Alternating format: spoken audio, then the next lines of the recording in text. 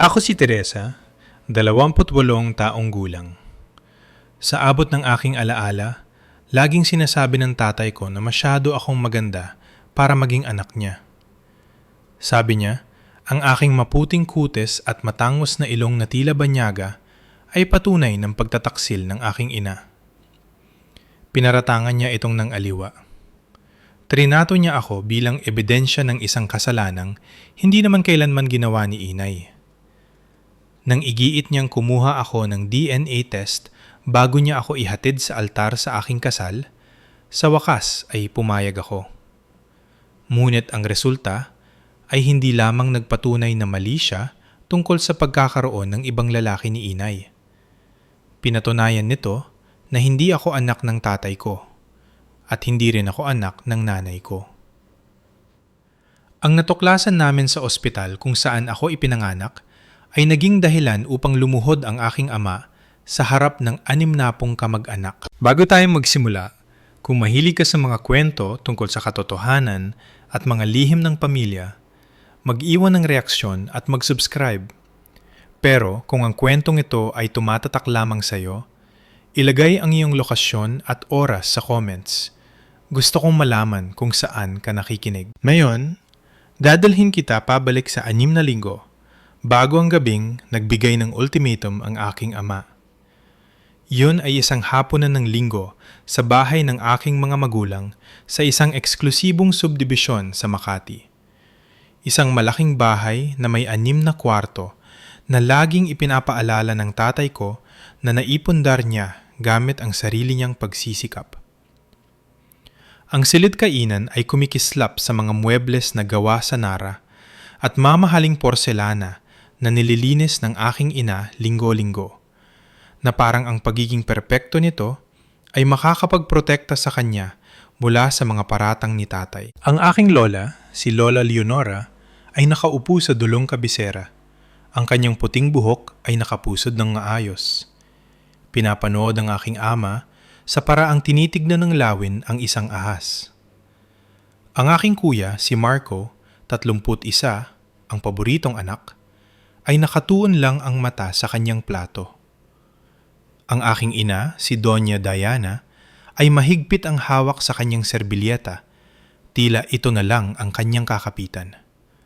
At pagkatapos, tumikhim si Don Gerardo de la Cruz. Hindi ako dadalo sa kasal mo, Teresa. Ang mga salita ay bumagsak na parang granada. Ang tinidor ng aking ina ay kumalansing sa kanyang plato.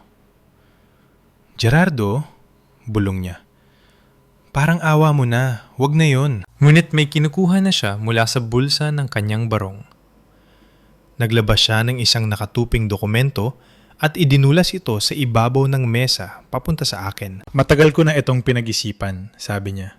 Ang kanyang boses ay matatag, halos parang ensayado. Hindi ko ihahatid ang anak ng ibang lalaki sa altar. Hindi hanggat hindi natin ito naaayos minsan at magpakailanman. Tinignan ko ang papel. Ito ay isang consent form para sa DNA paternity test mula sa isang lokal na klinika. Ang kanyang pangalan ay nakapirma na sa ibaba. Meron kang 6 na linggo, patuloy ni Gerardo. Kunin mo ang test. Ihayag mo ang resulta sa pamilya. Kung anak kita, nandoon ako. Hihingi pa ako ng tawad. Mumiti siya, ngunit hindi ito umabot sa kanyang mga mata. Pero pareho nating alam kung ano ang ipapakita ng test. Ang tasa ng tiyan ng aking lola ay tumama sa platito na may matalim na tunog. Nagsimulang umiyak ang aking ina, mga tahimik na luha na dumadaloy sa kanyang pisngi. At ako ay nakaupo doon, nakatitig sa mamahaling relo ng aking ama, kumikislap sa ilalim ng chandelier. Iniisip, 28 taon. 28 taon niyang hinintay ang sandaling ito. Hindi ko pinirmahan ang papel ng gabing iyon. Hindi rin ako naggabog palabas. Sinabi ko lang, salamat sa paalala, Gerardo. Tatandaan ko ito. At sinadya ko ang bawat salita. Dapat ko may paliwanag kung bakit hindi ako nagulat sa hapunang yun. Sa edad na 28, natutunan ko na ang kalupitan ng aking ama ay sumusunod sa isang pattern. kisintiyak ng pagtaas ng tubig, at dobleng kasing lupit. 7 ang edad ko nung unang beses kong naintindihan na iba ako. Idinikit ko ang aking tainga sa pinto ng kwarto ng aking mga magulang pagkatapos kong marinig na umiyak ang aking ina at narinig kong tinawag niya itong taksil. "Tigyan mo ang mapusyaw na buhok at kutis na yan," dura niya. "Saan galing yan, Diana? Siguradong hindi sa akin." Nung 12 anyos ako, gusto kong sumali sa volleyball team ng paaralan. Tumanggi si Gerardo na pirmahan ng permission slip. "Hindi ako mamumuhunan sa anak ng ibang tao," sabi niya sa akin, mismo sa harap ni Marco na nakakuha ng bagong sapatos na pang-basketball nung linggong yon. Noong 18, si Marco ay nag-aral sa Ateneo de Manila University. Binayaran ni Gerardo ang bawat sentimo, matrikula, tirahan, allowance. Nung matanggap ako sa nursing school, tinignan niya ako sa parehong hapagkainan at sinabing, "Ang tunay mong ama ang magbayad para sa iyo." Kaya, kumuha ako ng mga loan. Nagtrabaho ako ng double shift sa isang fast food chain. Nakapagtapos ako makalipas ang 6 na taon na may utang na 3 milyong piso at isang diplomang pinaghirapan ko ng walang tulong niya. Ang pinakamasakit na bahagi ay hindi ang pera o ang mga nasayang na pagkakataon. Ito ay ang panunood kung ano ang ginawa ng kanyang mga paratang sa aking ina. Bawat pagtatalo nila, bawat hindi pagkakasundo tungkol sa anumang bagay, mga bayarin, bakasyon, karera ni Marco, ay laging bumabalik sa akin. Ako ang kanyang sandata, ang kanyang ebidensya, ang kanyang palaging paalala ng sinasabing pagtataksil ni inay. Noong gabi, bago ako umalis para sa kolehiyo, hinila ako ni Lola Lenora sa isang tabi. "Itago mo ang bawat dokumento mula sa ospital kung saan ka ipinanganak," sabi niya, mahigpit ang hawak sa aking pulso. "Ang iyong birth certificate, anumang papeles, may pakiramdam akong kakailanganin natin sila balang araw." Hindi ko naintindihan nun, pero itinago ko ang mga papel. At 18 taon mamaya, malalaman ko na kung bakit niya sinabi yon. Nang gabing iyon, nagmaneho ako pabalik sa aking apartment sa Quezon City. Isang maliit na 1-bedroom na nilagyan ko ng mga gamit mula sa mga second-hand shop at purong katigasan ng ulo. Naghihintay si Nathaniel sa sofa. Bukas ang kanyang laptop sa mga plano para sa isang kliyente. May nakalinya na baso ng alak para sa aming dalawa. Alam niya agad na may mali. Anong ginawa niya ngayon? Sinabi ko sa kanyang tungkol sa DNA form, ang ultimatum, ang 6 na linggong deadline. Ang panga ni Nathaniel ay humigpit sa bawat salita. "Siguro dapat mo na lang gawin," sabi niya sa wakas. "Kunin mong test, patunayan mong mali siya minsan at magpakailanman. Patahimikin mo na siya habang buhay." Ibinaba ko ang aking baso ng alak. Isang murang baso mula sa department store, malayo sa mamahaling kristal na iniinuman ng aking ama. At tinignan ang simpleng singsing na may diamante sa aking daliri. Si Nathaniel mismo ang nagdisenyo ng singsing, base sa isang guhit na ginawa ko taon nang nakalipas sa isang journal. "Hindi na ito tungkol sa pagpapatunay na mali siya," sabi ko. "Tungkol ito sa pagpapalaya sa aking ina." Tumahimik si Nathaniel. Alam niya ang kwentong sasabihin ko. 5 taon nang nakalipas, nakatanggap ako ng tawag mula sa aking lola ng 2:00 ng madaling araw. Natagpuan niya ang aking ina sa banyo na may hawak na basyong bote ng gamot pampatulog. Dumating ang mga paramedic sa tamang oras, pero muntik na. Mula noon, si Diana ay umiinom ng gamot para sa depresyon. Nakikipagkita sa isang therapist 2 beses sa isang linggo. Binubuo ang sarili pira-piraso. Hindi kailanman humingi ng tawad si Gerardo. Hindi niya kinilala kung anong ginawa ng kanyang 23 taong mga paratang sa kanya. Ipinapipilitan lang niyang tama siya. Ibinigay ng nanay ko sa lalaking yon ang 35 taon ng katapatan. Sabi ko kay Nathaniel. Kumpletong katapatan. at sinuklian niya ito ng 28 taon ng pagtawag sa kanya na sinungaling. Kinuha ko ang aking telepono at hinanap ang isang lokal na laboratorio ng genetics na sinaliksik ko ilang buwan ang nakalipas. Gene Trust, independyente, sertipikado at higit sa lahat, walang koneksyon kay Gerardo. Kukunin ko ang test, pero gagawin ko ito sa paraang gusto ko. Makalipas ang 2 linggo, nag-60 anyos si Gerardo. Ang party ay ginanap sa Wak Wak Golf at Country Club.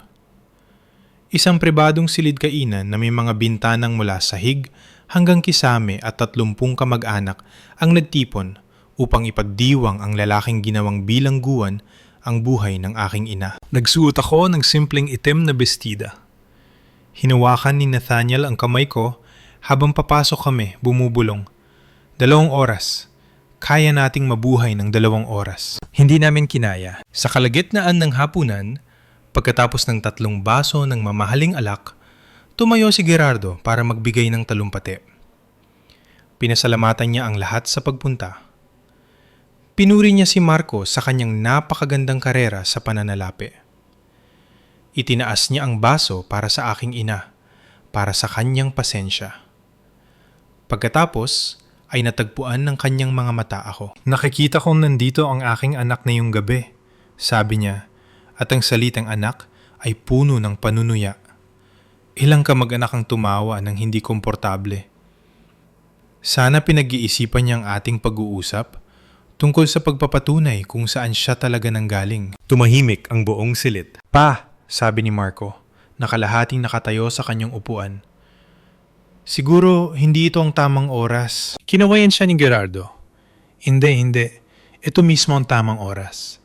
Dapat maging tapat ang pamilya sa isa't isa. Numiti siya sa akin. Yung malamig na ngiti na nakita ko na ng 1,000 beses. Alam mo ba kung ano ang tawag sa ibong nangingitlog sa pugad ng ibang ibon?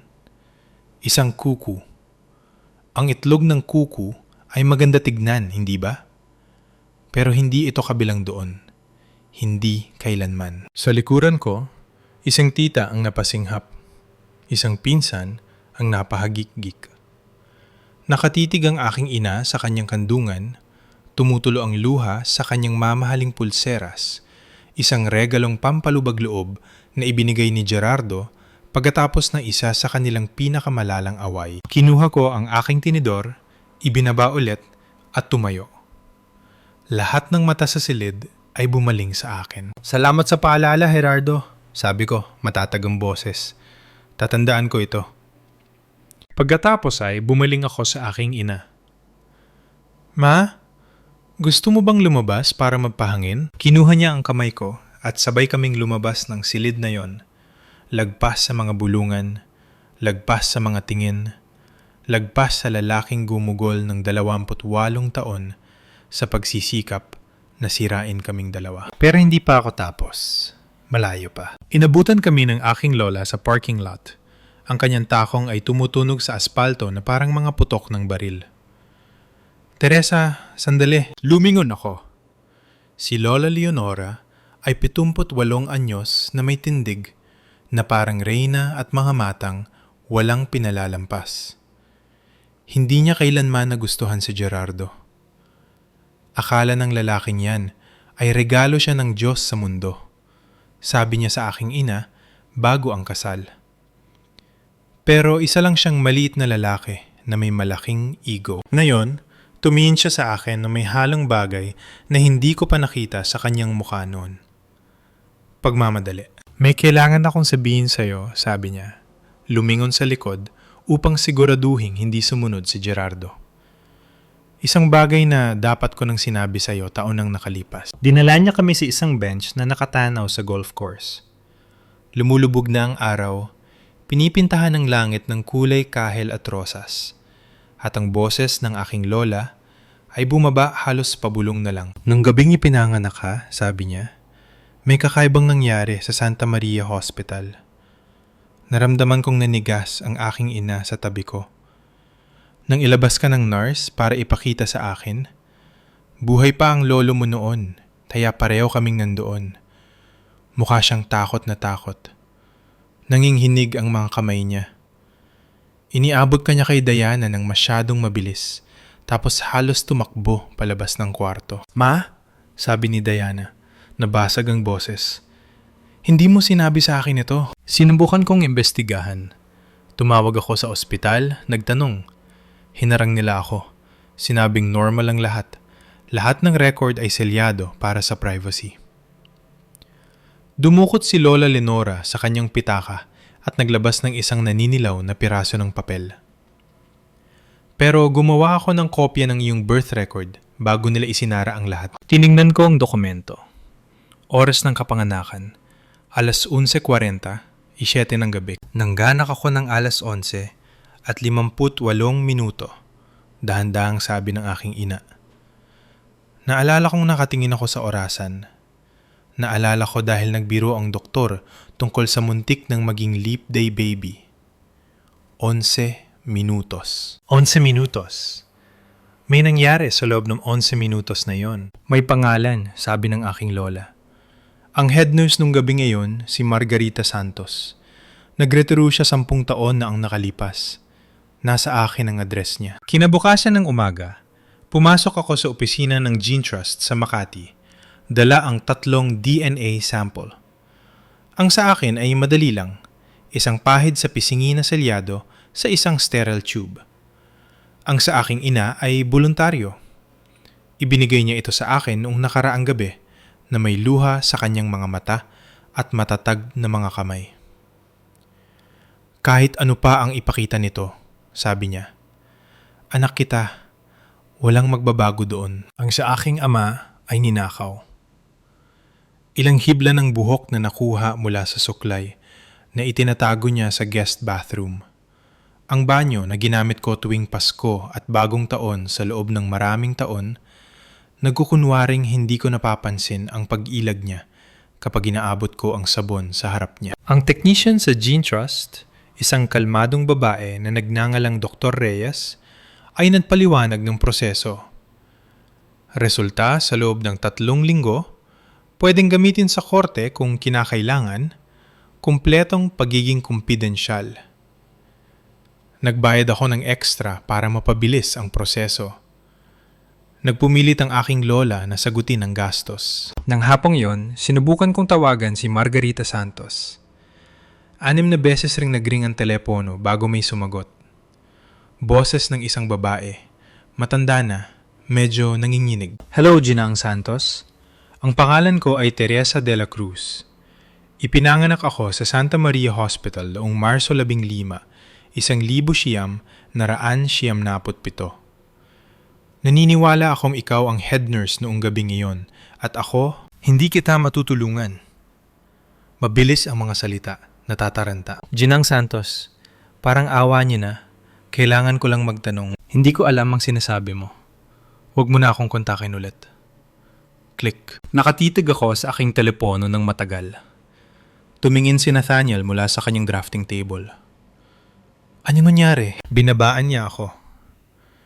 Ibinaba ko ng dahan-dahan ang telepono. Pero hindi bago siya nataranta. May alam siya, Nathaniel. Siguradong may alam siya. Ang isang inosenteng babae ay maguguluhan. Si Margarita Santos ay takot na takot. Kung ano man ang nangyari noong gabing iyon sa 1997, dala-dala niya ito sa loob ng 28 taon. At ngayon, dadalhin ko na rin. Makalipas ang 3 araw, dumating ang email.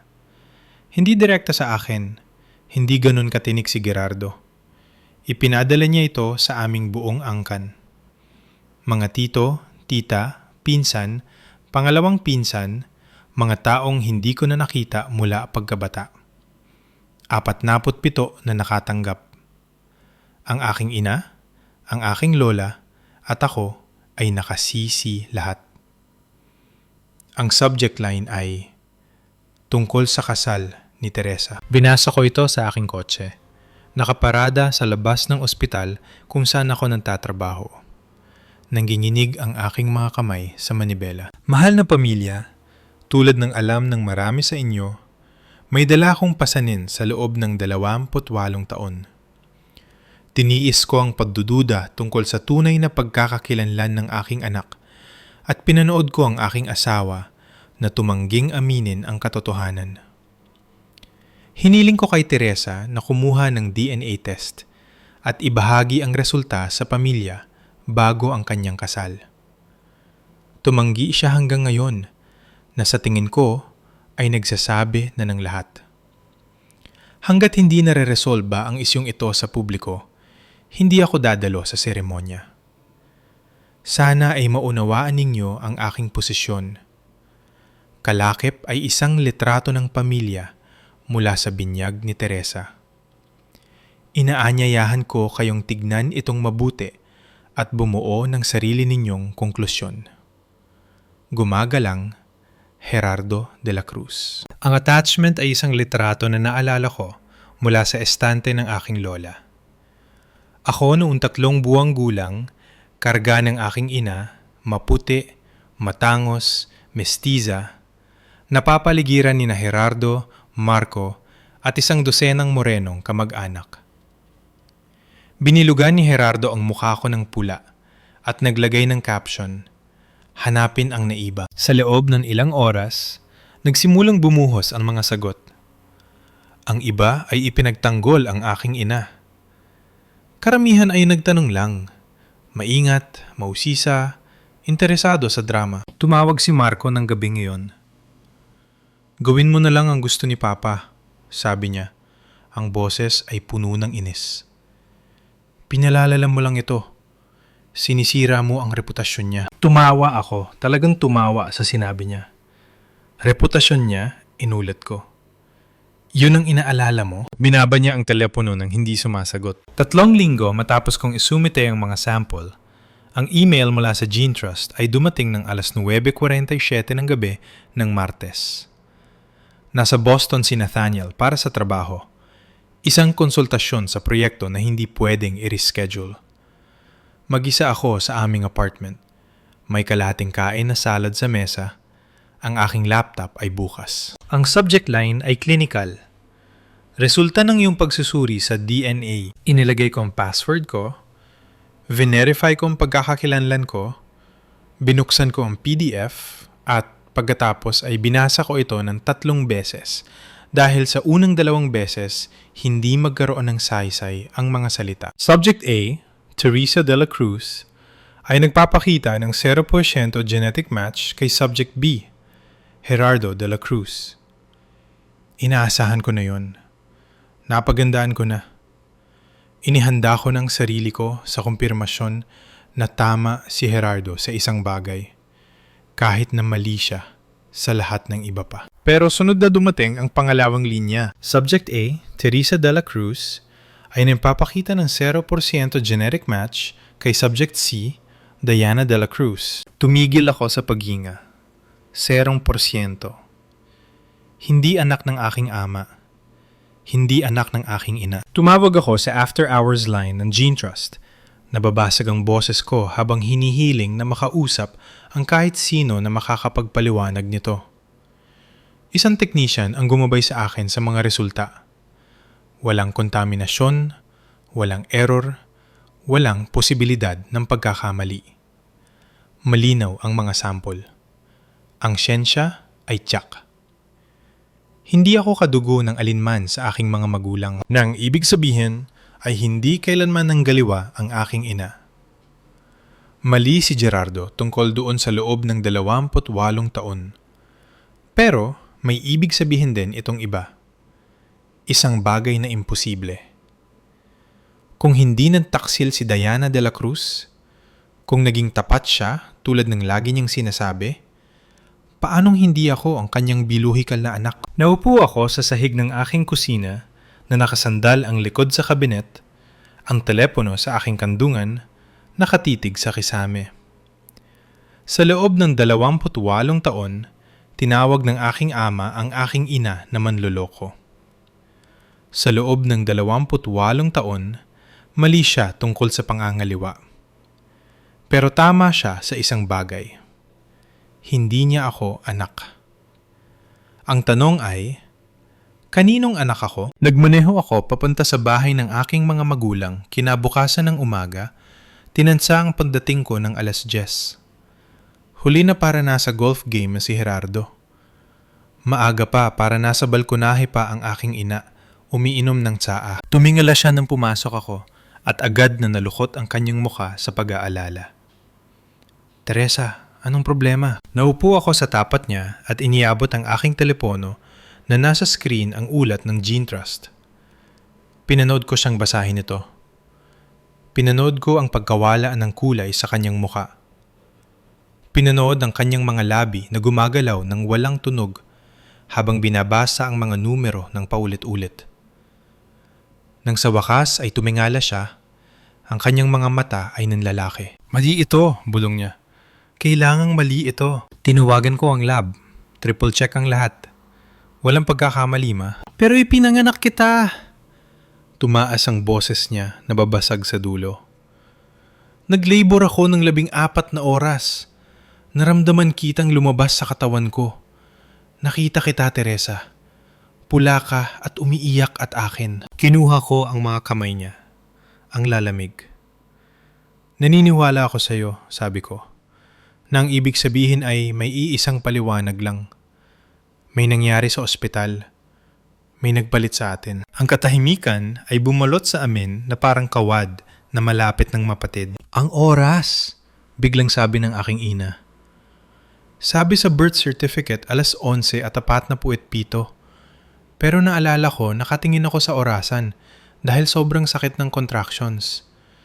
Ipinanganak ka ng 11:00 at 58. Lagi kong iniisip ang pagkakaiba na yon. 11 minutos? 11 minutos. Na nagpabago sa dalawang pamilya magpakailanman. Ma, maingat kong sabi. Kung hindi ako ang iyong biological na anak, ibig sabihin ang tunay mong anak ay nasa labas. 28 taong gulang namumuhay sa buhay ng iba. Nagsimimulang umiyak ang aking ina. Hindi ang mga tahimik na luhang laging dulot ni Gerardo, kundi malalalim na hagulgol na tila nang gagaling sa kaibuturan ng kanyang pagkatao.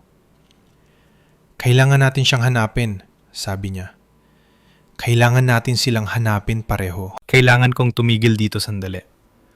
Kung pinapanood mo ito at naramdaman mo nang hindi ka kabilang sa sarili mong pamilya, na parang mali ka dahil lang sa umiiral ka, naiintindihan kita. Hindi pa tapos ang kwentong ito. Ang katotohanan ay magiging mas komplikado pa. Kung interesado kang malaman kung anong nangyari sa ospital na yon, pindutin ang subscribe button. Mag-iwan ng komento tungkol sa iyong mga teorya. Ngayon, hayaan mong sabihin ko sa iyo ang tungkol sa nurse na sa wakas ay binasag ang kanyang katahimikan. Nalaman ni Gerardo ang tungkol sa DNA test bago ako makapagganda. Si Marco, laging masunuring anak, ay nakita ang Gene Trust confirmation email sa telepono ng aking ina habang bumibisita para sa tanghalian. Sa loob ng 1 oras, tumutulog na ang telepono ko. Ang boses ni Gerardo ay matagumpay. Bago pa ako makapagsabi ng hello. Anong sinabi? Tama ba ako? Hindi ako sumagot. Hindi ko maisip kung paano ipapaliwanag na tama siya at mali siya ng sabay. Ang katahimikan ko ay nagsabi sa kanya ng lahat ng kailangan niyang malaman. Alam ko na. Tumawa siya. Talagang tumawa. Isang tunog ng purong tagumpay. 28 taon, Teresa. 28 taon kong sinasabi sa lahat at walang naniwala sa akin. Pero tama ako. Tama ako. Sa simula pa lang. Gerardo, alam ba ng nanay mo? Siyempre alam niya. Siguro umiiyak na siya ngayon. Iniisip kung paano lulusutan ito. Naririnig ko siyang naglalakad-lakad. Ang kanyang kagalakan ay halos hindi mapigilan. Magpapadala ako ng isa pang email sa lahat. Sa pagkakataong ito, may ebidensya. Hindi mo naiintindihan. Naiintindihan ko ng perpekto. Hindi kita anak. Nagsinungaling ang nanay mo sa akin ng halos 3 dekada. At ngayon, malalaman na ng lahat kung anong klaseng babae talaga si Diana de la Cruz. Binaba niya ang telepono bago ko maipaliwanag na hindi nagsinungaling si Diana na nagsasabi siya ng totoo sa simula pa lang, na ang tunay na kwento ay isang bagay na hindi namin naisip kailanman. Sa loob ng oras na iyon, tinawagan ni Gerardo ang aking ina at sinabihang mag-impake. Gusto kong umalis ka sa bahay ko bago matapos ang buwan, sabi niya. Sawa na ako sa mga kasinungalingan mo. Agad na nagmaneho ang aking lola para samahan siya. Nang dumating ako ng gabing yon, natagpuan ko silang dalawa sa sala. Ang aking ina ay nakaupo sa sopa na parang sugatang hayop. Ang aking lola ay nakatayo na parang bantay na may pilak na buhok. Akala niya nanalo siya, tahimik kong sabi. Tumingin sa akin ang aking lola gamit ang matatalim at matatalinong mata. Pues, ipakita natin sa kanyang buong kwento. Ang sumunod na 3 araw ay ang pinakamahirap sa buhay ko. Naisip kong kanselahin ang kasal. Hindi dahil kay Gerardo, kundi dahil hindi ko kayang isipin na ang paglilinis sa pangalan ng aking ina ay matatabunan ng kasiyahan at handaan.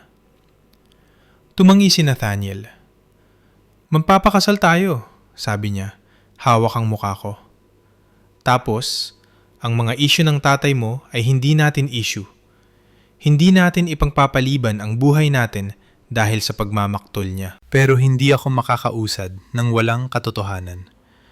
At ang katotohanan ay nakakulong sa alaala ni Margarita Santos. Tinawagan ko siya ulit ng paulit-ulit, 5 beses sa loob ng 3 araw. Bawat tawag ay napupunta sa voicemail. Sa ika-6 na subok, nag-iwan ako ng ibang mensahe. Ginang Santos, ako si Teresa de la Cruz. Alam kong naalala niyo ang pangalang yon. Meron akong DNA evidence, sertipikado at pwedeng gamitin sa korte na nagpapatunay na may mga sanggol na napagpalit sa Santa Maria Hospital noong Marso 15, 1,947. Hindi ko hangad na sisihin kayo. Hindi ako naghahanap ng idedemanda. Gusto ko lang malaman kung sino ako. Huminto ako. Pinapakalma ang hininga. Kung hindi niyo ako tatawagan pabalik, ang susunod kong tawag ay sa abogado. Ipapasubpina ko ang mga record ng ospital. Magsasampa ako ng formal na investigasyon at kung ano man ang tinatago niyo sa loob ng 28 taon ay lalabas sa pinakapangit na paraan. Naghintay ako ng 1 oras, 2. Sa ganap na 4:17 ng hapon, tumunog ang telepono ko dahil sa text mula sa hindi kilalang numero. Huwebes, 2:00 ng hapon. Kapihan sa Maynila, malapit sa Quiapo. Pumunta kang mag-isa. Nakatitig ako sa mensahe ng matagal. Tapos nag-text back ako. Pupunta ako. Kung ano man ang dinadala ni Margarita Santos sa loob ng 28 taon, handa na siyang bitawan ito. Ang tanong ay, kung handa ba akong marinig ito? Ang kapihan sa Maynila ay isang lugar na tila nalimutan na ng panahon. Margarita Santos ay nakaupo sa sulok, nakatalikod sa pader. Siya ay 72 anyos, mas maliit kaysa sa naisip ko.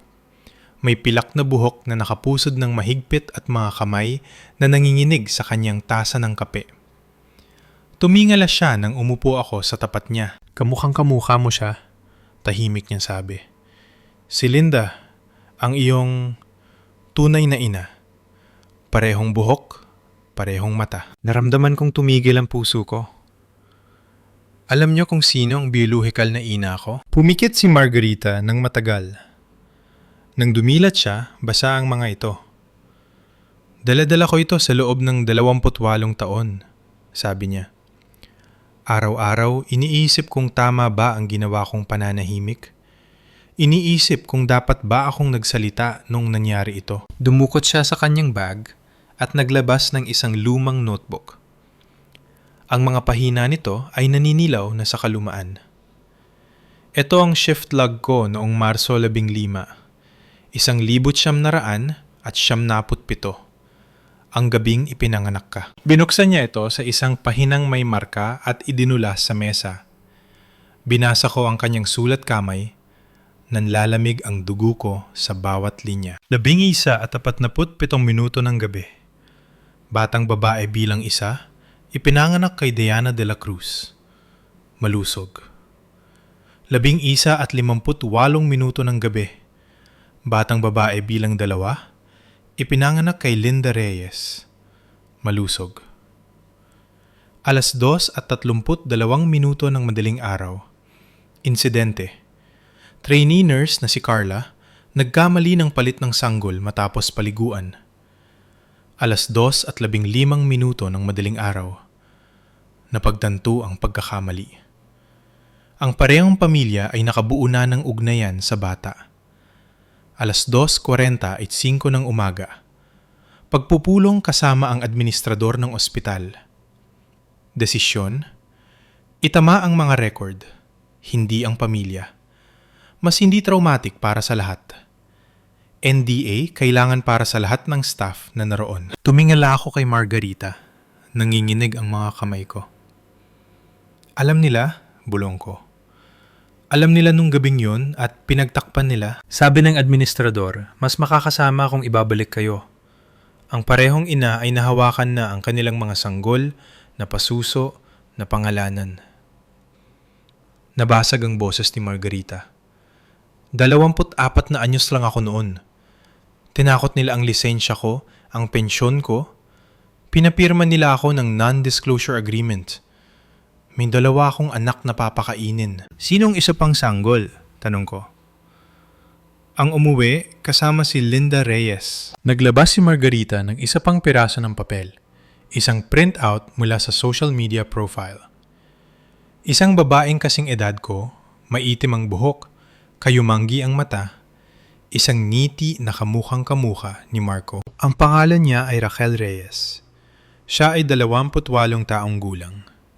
Nakatira siya sa Laguna. Tumingin siya sa akin na may mga matang puno ng ilang dekadang pagsisisi. At siya ang tunay na anak ng iyong ina. Nang gabing iyon, nakaupo ako sa aking apartment na bukas ang laptop sa LinkedIn profile ni Raquel Reyes. Guro sa elementarya sa pampublikong paaralan sa Laguna, graduate ng universidad sa probinsya. Ang profile picture niya ay nagpapakita ng isang babaeng may kulay kastiyadong buhok at maamong mga mata na nakatayo sa harap ng silid-aralan. Kamukhang-kamukha niya kung ano ang magiging hitsura ni Marco kung naging babae siya.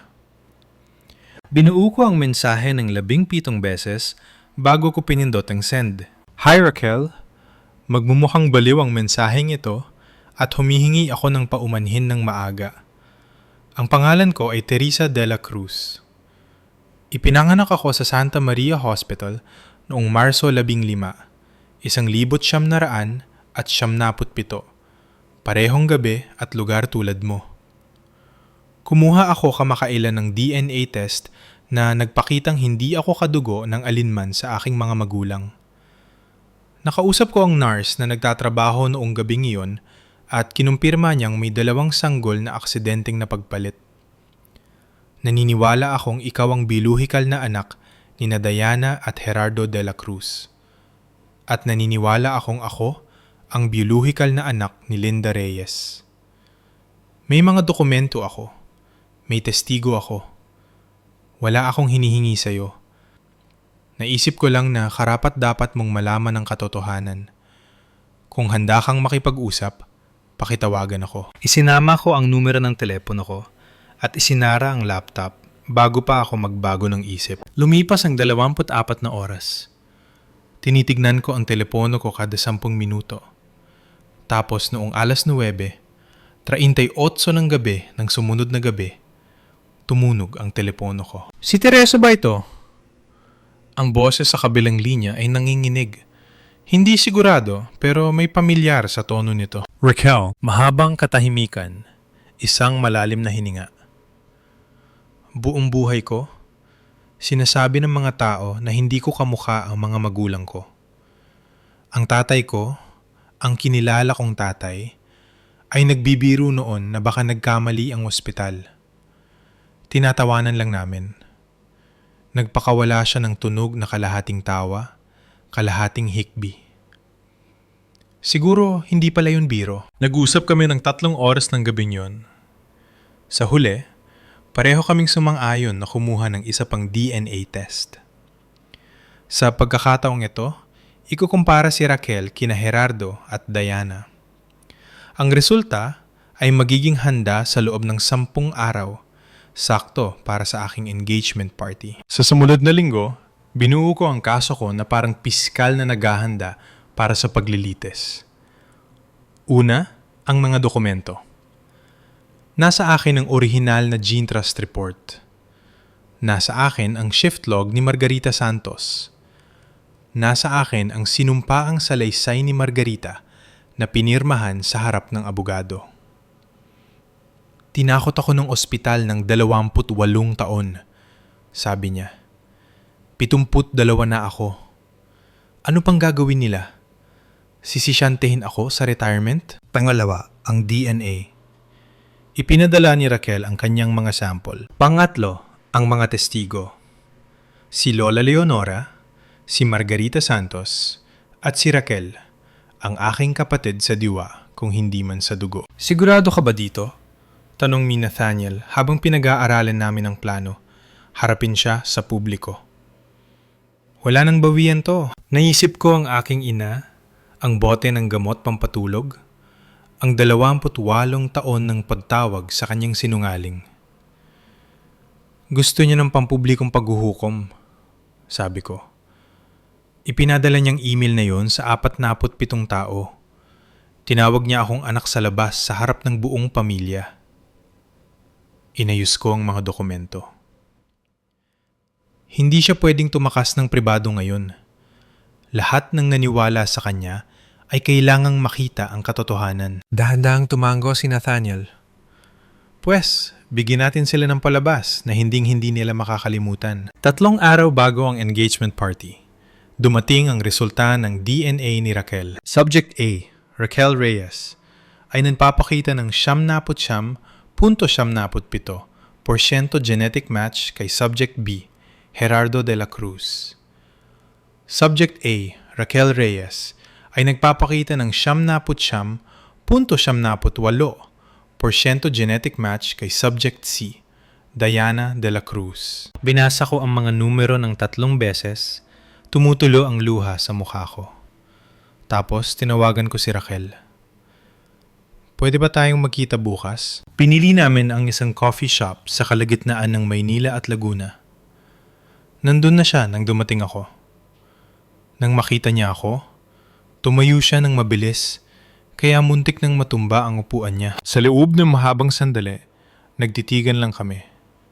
Siya ay may maitim na buhok, kayumanggi na mata, matibay na panga na nakita ko kay Marco ng 1000 beses, at ang dimple sa kaliwang pisingi. Pareho na kay Gerardo. At ako ay may maputing balat, mapusyaw na mata, at matangos na ilong na tugma sa mga litratong ipinakita ni Margarita ni Linda Reyes. Kami ay mga estranjero na dapat sana ay magkapatid. Magkapatid na pinalaki ng maling pamilya. Ang weird nito, bulong ni Raquel. Tapos tumawa siya. At tumawa ako. At bigla na lang kaming nagyakapan sa gitna ng coffee shop. Umiiyak sa balikat ng isa't isa. Gusto ko silang makilala, sabi ni Raquel nang humiwalay kami. Si Diana at Gerardo ang mga biologikal na magulang ko. Makikilala mo sila, pangako ko. Sa loob ng 3 araw. Ang engagement party ay ginanap sa ancestral house ng mga De La Cruz, ang mansyon ng aking lola. 60 bisita ang dumating ng gabing yon.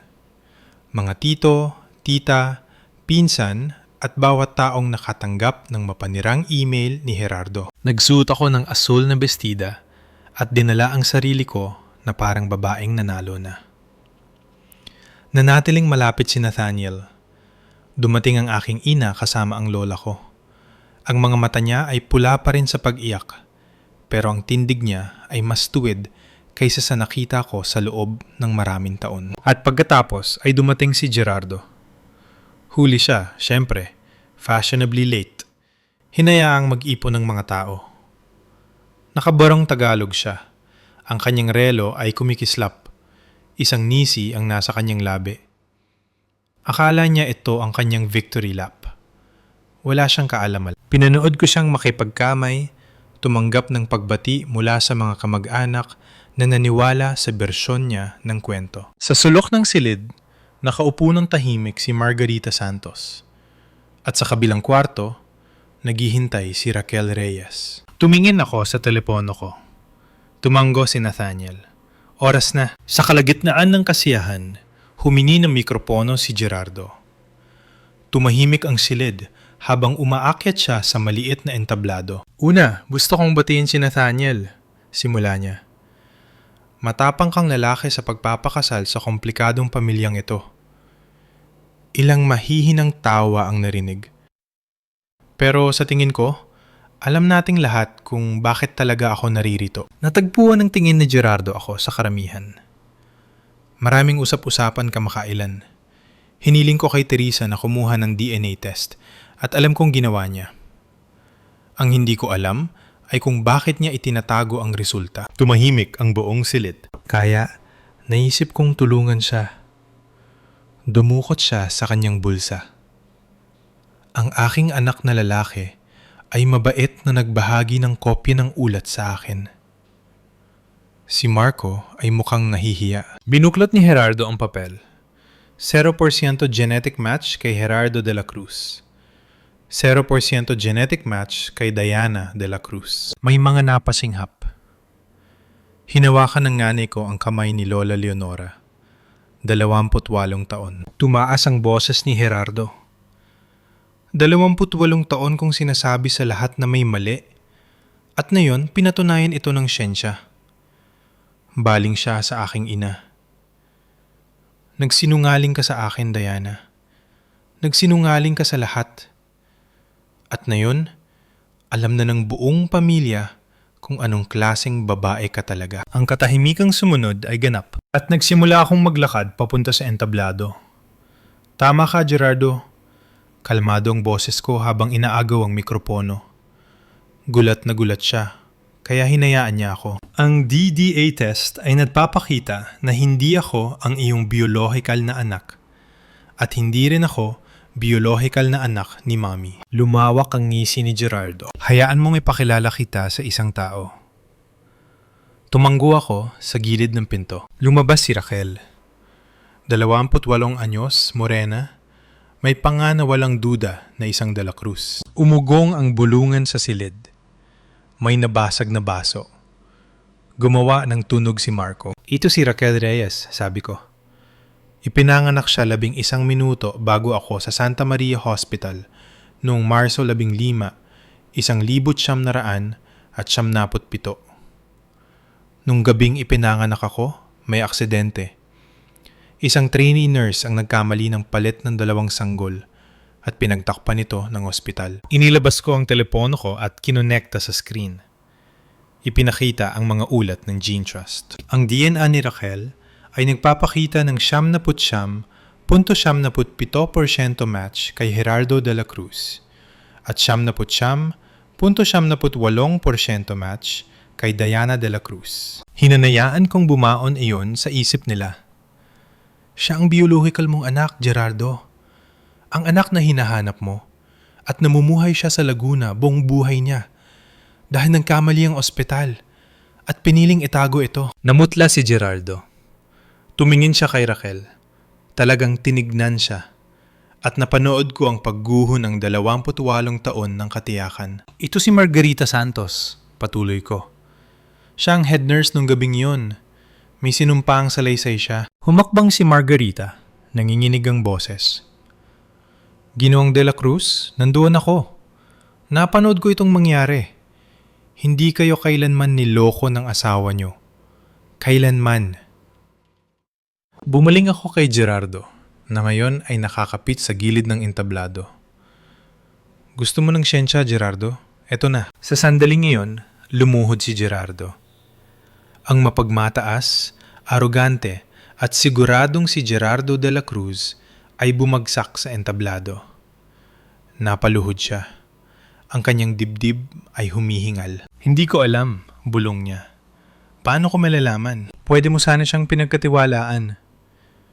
Tahimik ang boses ko pero rinig sa buong silid. Pwede kang nag-imbestiga pero pinili mo ang pagdududa. pinili mo ang kalupitan. Mula sa kabilang panig ng silid, tumayo si Marco. Nilampasan niya si Gerardo at pumunta sa tabi ng aming ina. Ma? Basag ang boses niya. Patawad. Dapat nagsalita ako noon pa. Niyakap siya ni Diana at si Gerardo ay nanatiling nakaluhod. Humakbang si Diana papunta kay Gerardo. 28 taon, Gerardo.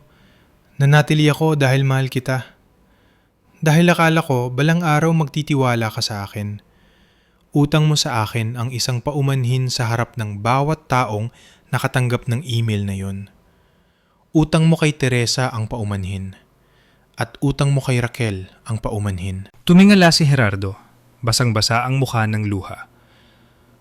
Mali ako. 3 salita. 28 taong huli. Mali ako tungkol kay Diana. Tumingin siya sa akin. Teresa, may mga kinuha ako sa'yo na hindi ko na may ibabalik. Pagkatapos ay bumaling siya kay Raquel. Anak ko, wala akong nasaksihan sa buhay mo. Yon ang pagsisisihan ko hanggang sa mamatay ako. Umiyak din si Raquel. Pwede tayong magsimula ngayon, sabi niya. Kung handa kang maging tatay sa halip na isang hukom. Tumango si Gerardo. 1 linggo matapos ang party, nagmaneho ako papuntang Laguna. Ang bahay ay simple, may hardin ng mga bulaklak. Si Linda Reyes ang nagbukas ng pinto. Siya ay 56 na anyos, may buhok na may halong pilak at mga matang eksaktong salamin ng sa akin. Teresa, niyakap niya ako. Tinititigan ko ang litrato mo buong linggo. Akala ko nananaginip ako. Nagkwentuhan kami sa kusina niya. Ipinakita niya ang mga litrato ng aking biological na ama na namatay dahil sa cancer 3 taon na ang nakalipas. Hindi ko gustong palitan si Diana, sabi ni Linda. Siya ang nagpalaki sa'yo. Nanay mo siya. Siya nga, sang-ayon ko. Pero siguro may puwang para sa isa pa. 2 buwan nang nakalipas, ikinasal ako kay Nathaniel. Ang aking ina, si Diana, ang naghatid sa akin sa altar. Hindi si Gerardo. Si nanay. Nakaupo si Gerardo sa pangalawang hilera. Tahimik. Naintindihan niya. Nakaupo si Linda Reyes sa unang hilera. Ang demanda laban sa ospital ay tumagal ng 8 buwan. Nagbayad sila ng settlement na milyon-milyong piso sa bawat pamilya at naglabas ng pampublikong paumanhin. 6 na buwan pagkatapos ng kasal, inimbita ako ni Gerardo sa hapunan. Siya lang at ako. Nagpapasalamat siya, humihingi ng tawad. Nasa therapy na siya at si Mommy. Sinusubukan nilang ayusin ang lahat. Naalala ko nung tinuruan kitang magbisikleta, sabi ko. Nung 5 anyos ako, bago ka nagduda. Yun ang tatay na kailangan ko, ang hindi bumibitaw. Tumango siya, naluluha. Susubukan ko, hindi ko siya pinatawad ng gabing yon, pero binigyan ko siya ng pagkakataon. Ngayon, nakaupo ako sa bago naming apartment. Ang dingding ay puno ng litrato. Ang aking kasal kasama si Nanay Diana at Nanay Linda. Si Raquel at ako. Si Nathan ay nagluluto. Sa coffee table, may pregnancy test. Positibo. Hindi ko alam kung kaninong DNA ang dadalhin ng batang ito. Pero alam ko ang isang bagay. Ang batang ito ay mamahalin mula sa unang sandali, nang walang kondisyon, nang walang pagdududa. Iyon lang ang patunay na mahalaga. Kung pinapanood mo ito at napagbintangan ka na, alamin mong lumalabas ang katotohanan. Minsan inaabot ng 28 taon. Ang tiwala ay isang desisyon. Ang pagdududa ay madali. Pero ang 28 taon ng pagdududa ay nakakasira ng pamilya. Ang 28 taon ng tiwala ay maaring nakapagligtas sa akin.